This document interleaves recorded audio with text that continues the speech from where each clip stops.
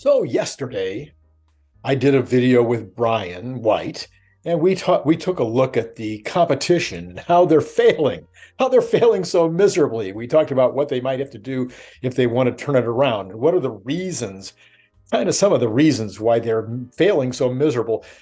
And so I gave some more thought to that, and I came up with a fun thing. This is going to be more about fun, although, it's a nice list and it might be helpful to you in how you think about Tesla in the future. These are the Tesla advantages that the other guys just hardly have a chance of catching up on. This is Randy Kirk. Hit the like button if you like content like this, and hit subscribe and notify. Got that great one coming up on Saturday morning with Brian, where we're going to do this back and forth competition with regard to 10 questions, 10 things. Anyway, I'm not going to tell you more than that. You just look at it on Saturday morning. You might want to be notified about that. And then love to have you be part of Patreon, where I am putting up more and more content every single day. Well, no, that's not true. Like a couple times a week, I'm putting up unique content that will not be seen anywhere else. Anyway, buy the book. Here we go. I am going to say that the number one thing that is on my list right now with regard to Tesla, that the competition will kind of catch up on, but which was going to take at least 2 years before they really do, is the charging infrastructure, is the superchargers. In other words, yes, in 2 years, in a year or so, Tesla will be opening up these chargers to all comers in most of the world and in most of the states and along most of the freeways. And yes, that's going to help the competition, that they now can say, yeah, there's no problem. You don't have to worry about when you go on a long trip. You're going to, you just go into a Tesla station. So that's going to be a huge advantage for years to come, that they're going to Tesla to get their charge. But it will lower the advantage that Tesla has now, in terms of the other guys are just like, where do you go? What do you do? You're going to get stuck. All right, so that's going to be, but that's like 2 years before the public really gets it in their head, before the salesmen that are selling other EVs really begin to be able to pitch the fact that no, there's no range anxiety with their car. Unlike, which Tesla has no range anxiety, but the rest do. So I would say that's going to be a 2-year thing. But even in the meantime, and even maybe then, Tesla has this magnificent system of telling you when you're running out and where the station is and how many of them are working and how many of them aren't. And I think that advantage, there will be certain aspects of that advantage that I think will carry on. All right, number two. It's one that's been talked about a few times, but I don't know that people really think about it as what a big advantage it is. I actually saw a headline today that said that this is a big advantage, and that's over-the-air updates. And it appears that people who really know a little bit about electric cars and know a little bit about the future feel like if you don't have over-the-air updates, you're just kind of like out of it. You're kind of like, you can't really be in the game. The over-the-air updates have massive advantages in terms of FSD, in terms of just improving the car as you go along. The car just gets better and better and better, and then if there's problems, you just solve it through an over-the-air update. And it's just like people are apparently, and I can understand this, saying if you don't have that, you're just kind of like not in the game. Okay, so and then kind of related to that is the space age interior. So when you get into a Tesla, it's just like a completely different experience. And a lot of cars don't seem like, even the new Rolls-Royce doesn't seem to get that experience, that idea that it's so minimalist and so clean and so uncluttered and no buttons and things. They don't seem to get that has an effect.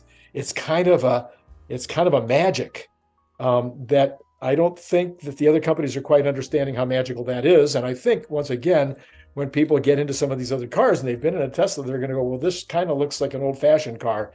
It's not the space age car. So I think that look is going to be important for years to come, unless other companies start copying it, but it's going to be years before most of them are going to get it and then copy it.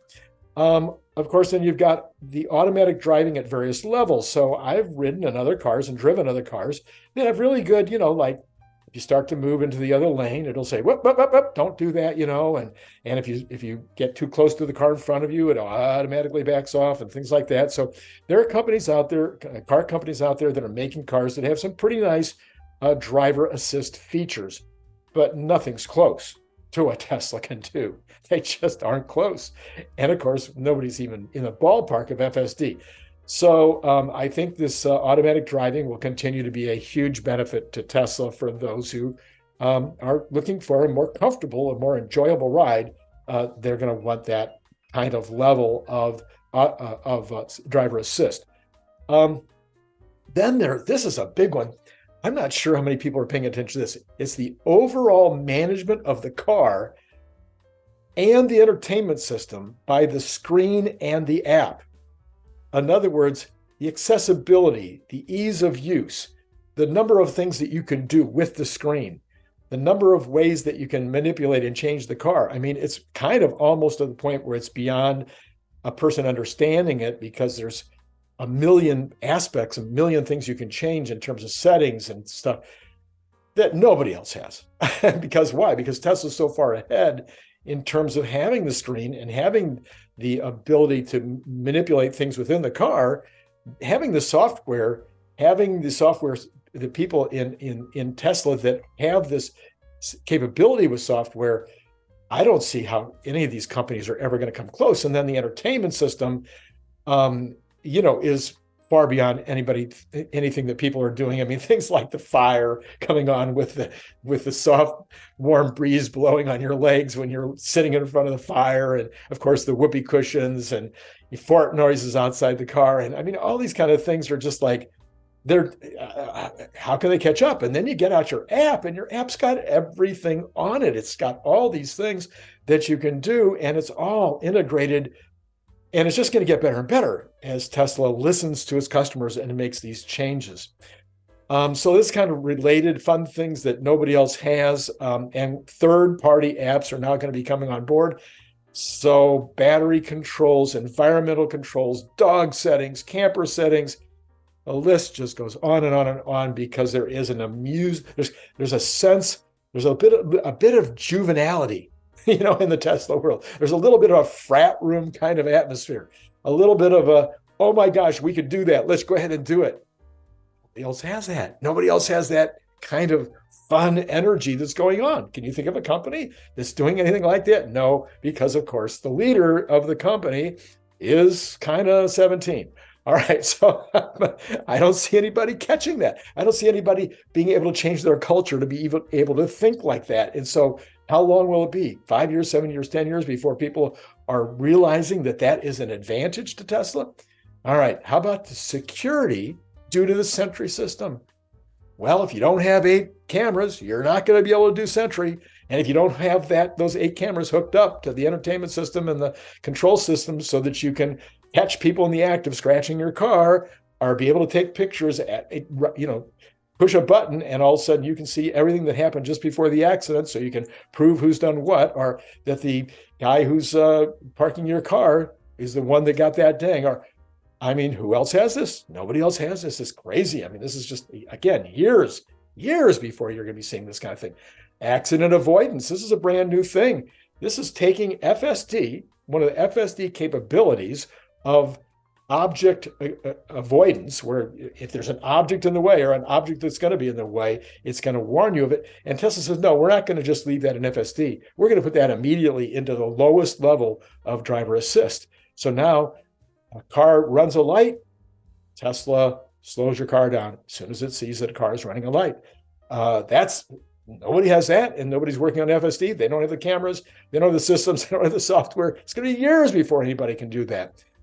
Better economy and range. I mean, this may be an obvious one because everybody talks about range, but who else? Tesla's way out ahead and potentially is going to be breaking even further into the head in terms of the value in terms of range. Okay, what about no dealers? No haggling over pricing. The pricing, the financing, and the insurance are all managed online when you make the purchase. So convenient. Oh my gosh, when we did it with our Model Y, it was like, unfortunately, we didn't get the insurance because in California, they don't allow, even though that Tesla has the insurance here in California, the California insurance regulators haven't allowed Tesla to use their method of basing it on your skill set as opposed to whether you're young or old or what neighborhood you live in. That's still the way they do it in California. So there was no cost advantage in California like there's in so many states and will be in more and more and more. So all of that is handled online immediately. Who else has got that? It'll be years before people catch up to that benefit. And then, of course, that insurance benefit that is coming state after state and country after country. The insurance thing is being rolled out in other countries as well. The camera system is useful for so many things. So you have the camera that is, again, I kind of covered this already with a Sentry, with being able to see what's going on around you, et cetera. Okay, let's move on from that. Expectations for constant improvement.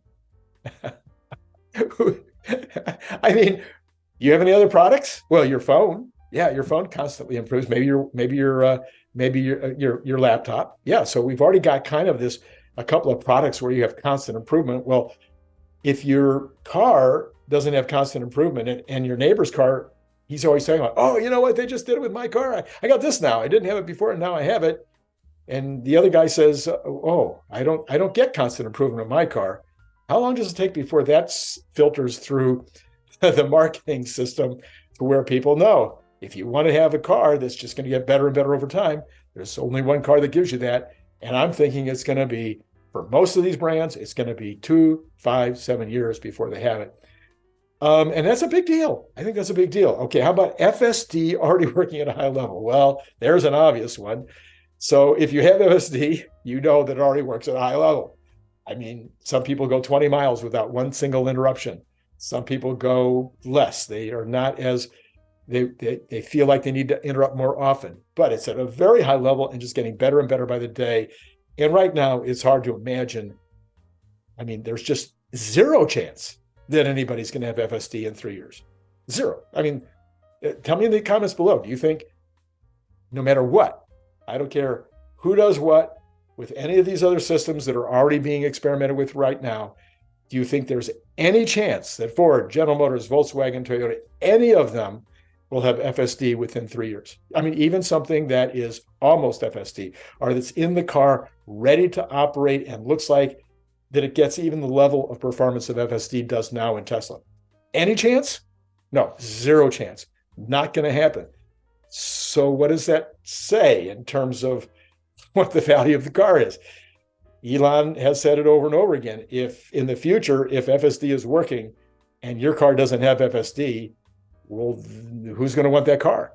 Now, I've already brought up this idea that there's going to have to be two levels of purchase price for FSD, one for people that are going to use it as part of the Robotaxi business, and those who are not. And you're going to have, Tesla's going to need to have those two levels where you pay far less.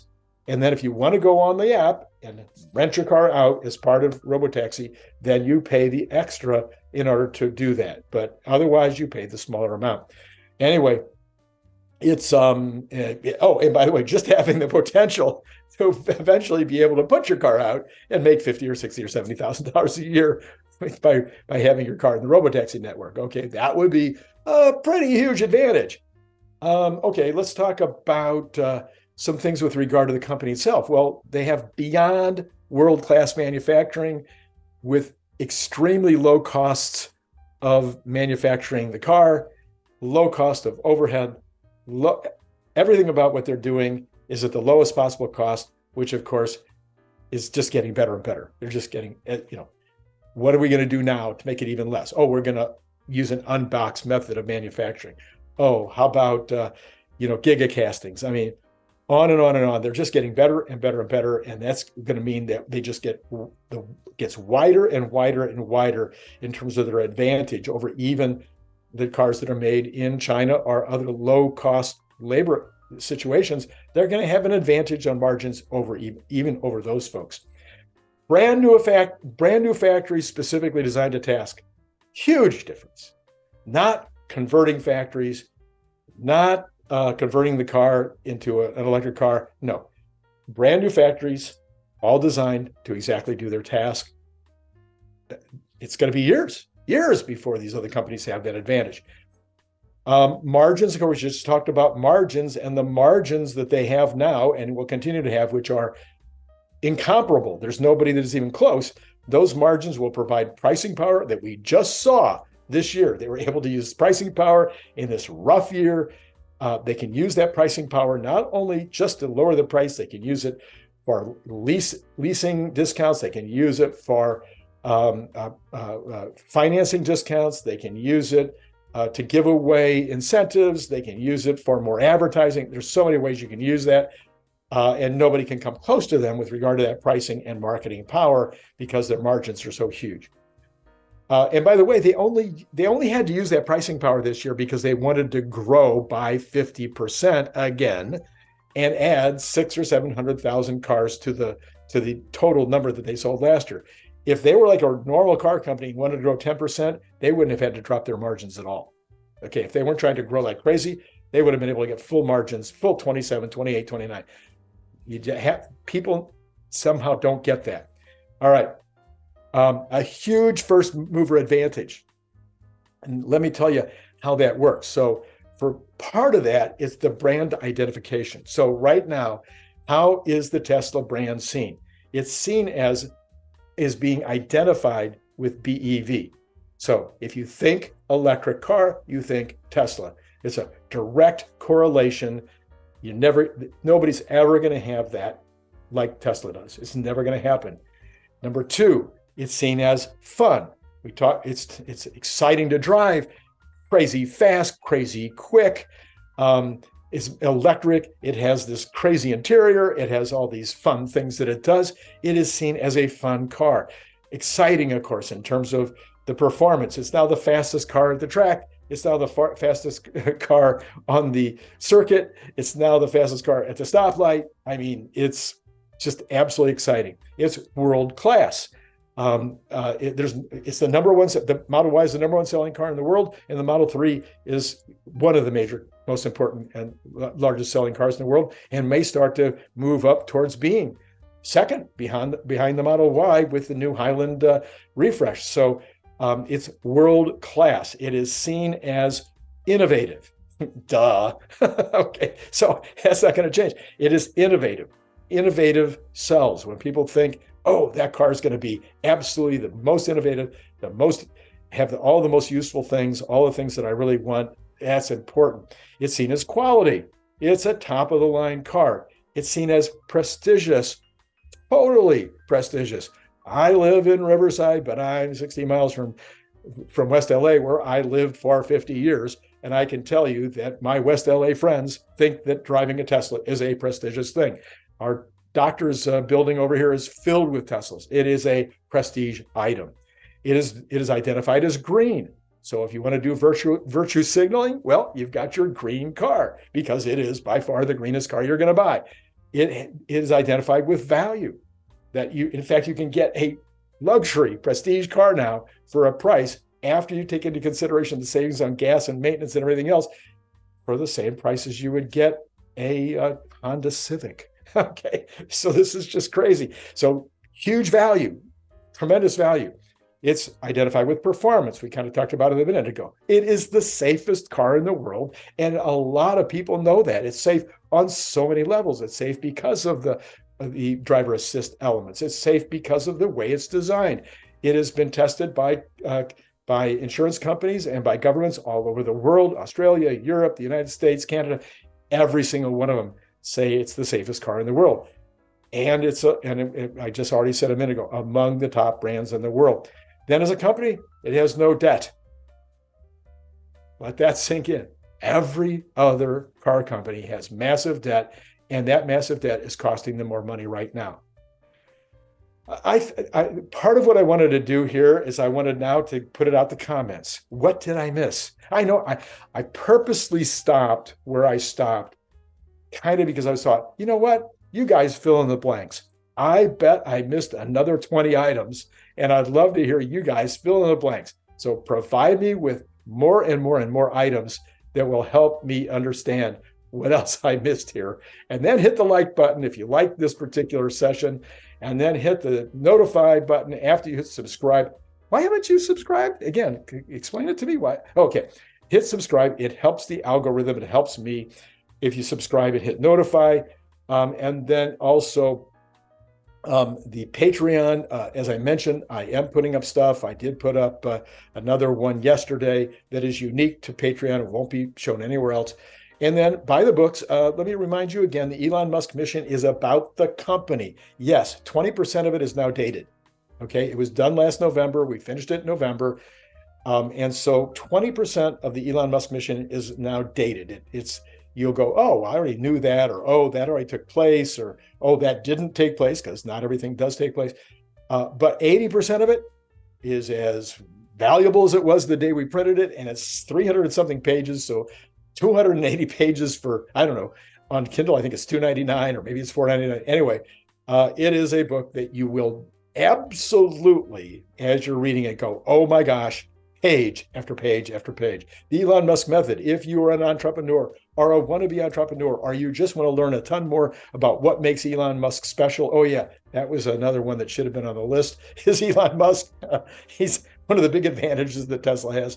If you'd just like to learn more about him, lots of people buying that book right now, especially the audible version for some reason. All of these books are available on Audible.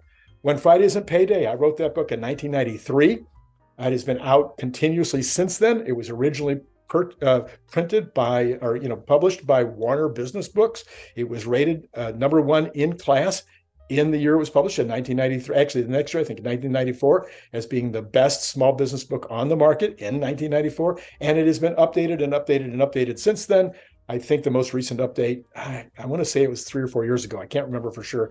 And then Making Money Out of Thin Air, that is also a small business book. If you own a small business and you don't really understand your books, you're not really sure why these things are in the books, why it's important to make sure that these invoices are done in a certain way, or that your packing slips are done in a certain way, or your processes and procedures are done a certain way, or you understand all that. But when the CPA sends you your reports and you look at the P&L and you look at the balance sheet, you don't totally understand why those things are there, or maybe you don't understand how you can use those things, just like a doctor does. When a doctor's coming and doing an exam on you, and they get all this data, and then they can say, oh, here's what you should do. Well, that's the same thing with the data that you get in those reports. If you use that data, you can actually make more money, save yourself time and energy in your business by knowing what to do with the data that is compiled in those reports. And so you also need to know how those reports are compiled, because sometimes the information that's going in is not the right information that you need for the job, or it's being put in not very good data. And you can improve the data, you can improve the output, and therefore you can improve the ways that you can improve your business. That book was put together by my buddy, Shayla Chamberlain. She is an amazing CPA. She also is a certified management accountant and an MBA with lots of experience in actual manufacturing.